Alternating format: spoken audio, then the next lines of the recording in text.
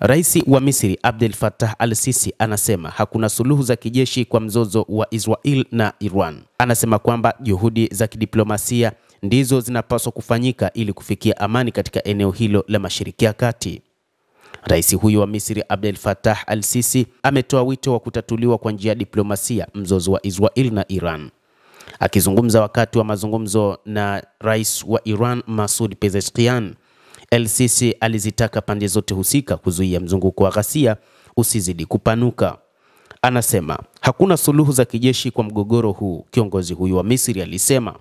Kwa mujibu wa msemaji wa rais, el-Sisi alithibitisha kukataa kwa Cairo kuendelea kwa kijeshi kwa Israel na kuelezea kama tishio kwa usalama na utulivu wa Mashariki ya Kati katika wakati muhimu, wakati eneo hilo linakabiliwa na migogoro mingi.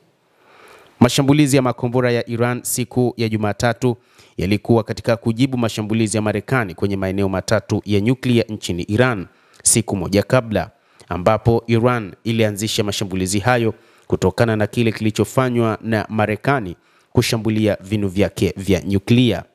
Lakini al-Sisi anasema kwamba ikiwa mataifa haya yako tayari kwa ajili ya kumaliza vita hivi, kamwe haitowezekana kumalizika kwa kutumia mtutu wa bunduki, lakini kuna uwezekano wa kufanyika mazungumzo na kuweza kutatua mzozo huo kidiplomasia zaidi, anasema al-Sisi.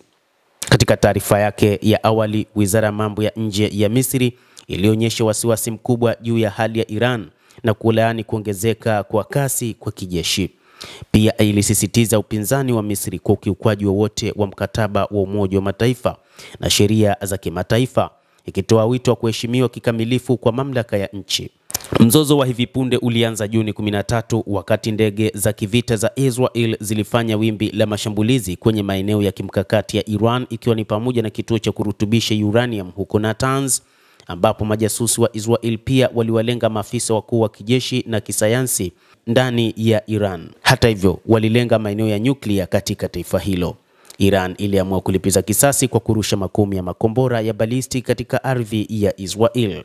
Mzozo huo umeendelea kuongezeka tangu wakati huo, huku pande zote mbili zikibadilishana mawimbi ya mashambulio ya makombora na kuwalazimu watu kuwa chini ya ardhi kwa ajili ya kujificha, hasa katika taifa la Israel. Siku ya Jumapili, rais wa Marekani Donald Trump alitangaza kwamba vikosi vya Marekani vimefanya kampeni kubwa ya ulipuaji wa mabomu katika maeneo matatu ya nyuklia ya Iran ya Fordo, Natanz na Isfahan, wakidai vituo hivyo vimefichwa kabisa na kwamba vina nyuklia ya kutosha. Maendeleo haya yamezuia lawama kutoka kwa serikali kadhaa za Afrika.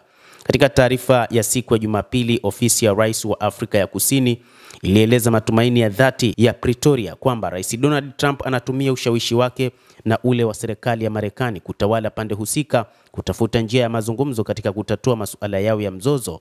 Taifa la Afrika ya Kusini lilitoa wito kwa Marekani na Iran kuruhusu Umoja wa Mataifa kuongoza juhudi hizi za kufikia azimio la amani.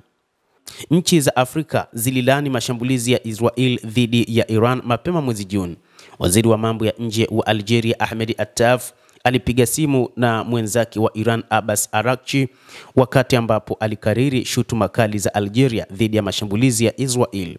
Attaf alitaja mashambulizi hayo kama vitendo vya uchokozi na akatoa wito kwa Baraza la Usalama la Umoja wa Mataifa kuingilia kati na kudumisha mifumo ya kisheria ya kimataifa. Hata hivyo, wakati huu bado Marekani inatumia ushawishi wake kutaka kumaliza vita hivyo vilivyodumu ndani ya siku 12, na anasema kwamba tayari ameshazungumza na uongozi wa pande zote mbili, licha ya kwamba pande hizo hazijathibitisha ikiwa zimekubali kusitisha mapigano ama la.